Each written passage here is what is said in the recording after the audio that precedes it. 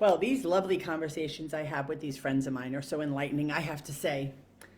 So, there's two separate topics that we're going to discuss today. And the first is, am I doing it right? And the second is, am I doing it right? No, let me correct that. So, the first one is, am I doing it right? And then the second one is, do I feel like I'm doing it right? And then, if I feel wrong or feel negative feelings, is it because I'm not doing it right? And what is it anyway? So I just had a conversation with somebody about prayer.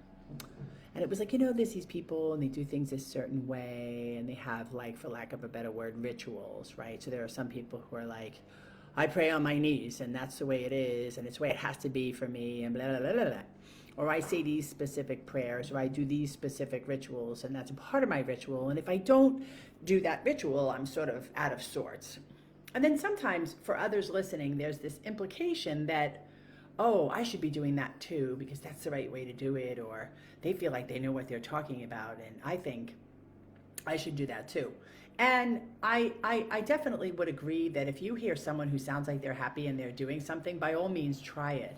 And then I also would assert that I do things that other people would not necessarily consider me doing something in a specific way that they think is the right way. And I, in my past, have struggled with that. I have struggled with this notion that, like, if I'm not doing it that way, and sometimes these are like prescribed rules and rituals of organizations, traditions, religions, and I did feel like if I wasn't doing that way, I was not doing it right.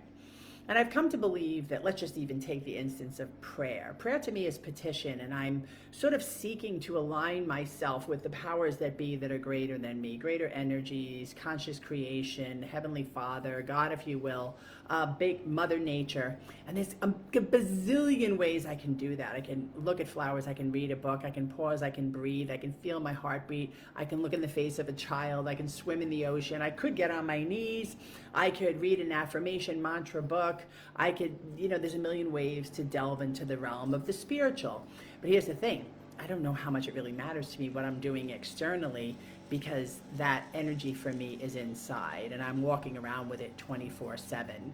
So the petition for me is never to an external being, if you will. It's to attach myself to an eternal energy that's within me and outside of me. But again, there's this thing that I've heard, or that I heard in this conversation that I had. And then with that, I'll switch over to the other thing, which is judgment. This feeling that, like, if I'm not doing it this way or that way, or if I don't look at things the way that the predominant amount of people per se, who, by the way, who is that, look at things, I'm not thinking the right way, or I'm not doing it the right way. Or, there's a lot of stuff out there that people just rave about. Like, I was just driving around. Everyone has a Yeti sticker. And I'm like, what is it? I thought Yetis were like water bottles. And I'm like, what is the big deal that everybody's got a sticker that says Yeti? And there's part of me that's like, should I find out more about that? Should I get a Yeti sticker? Better than that, should I get a Yeti? And I'm like, I don't even know what a Yeti is. But, and then there's like books. I go through the airport and there's like, New York Times bestseller, Oprah's book club. And I've gotten some of these books and I've read them and I was like, that was so fucking boring. Because I think right now there's a lot of these like human interest stories, like the everyday person telling their story. And I don't know, there's a lot of fascinating human interest stories going on out there, but some of the books that are in the bookstores aren't telling them and I'm blatantly bored. And then I say to myself, am I missing something? Like, oh, this is a really deep story about somebody's triumphs and struggles and I should be more empathic or I should feel something. And I just don't. And what does that mean? What does it say about me? That's the big question. Well, I'll tell you what I know that these kinds of things say about me.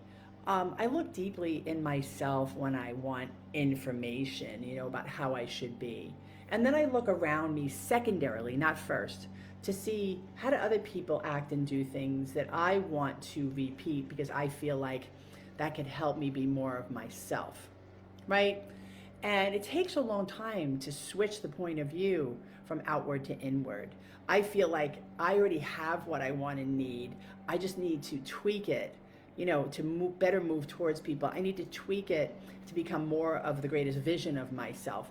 I need to accept it and live with who I am and decide, no, I just don't like that thing, or no, I don't want to do things that way, and it all has to be okay, right? That's what it comes down to.